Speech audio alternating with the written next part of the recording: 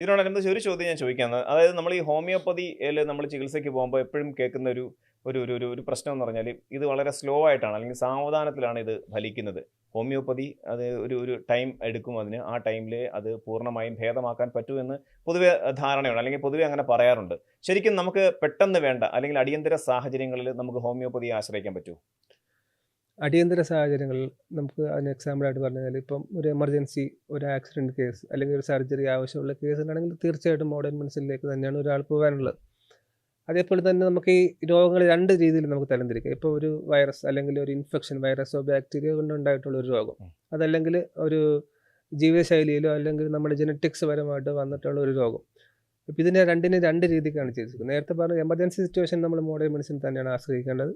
രണ്ടാമത് നമ്മൾ പറഞ്ഞപ്പോൾ വൈറസ് പോലുള്ള അല്ലെങ്കിൽ ബാക്ടീരിയൽ ഇൻഫെക്ഷൻ പോലുള്ള പ്രശ്നങ്ങൾ കൊണ്ടുണ്ടായ ഒരു രോഗം. അതിനെ നമുക്ക് പെട്ടെന്ന് തന്നെ ചികിത്സിച്ച് ഈ നേരത്തെ പറഞ്ഞ പോലത്തെ കേസ് ടേക്കിങ്ങിൻ്റെ പോലത്തെ വലിയ ആവശ്യങ്ങളുണ്ടാവുന്നില്ല. അതിനെ വളരെ അക്യൂട്ടായിട്ട് ട്രീറ്റ് ചെയ്യാൻ പറ്റും.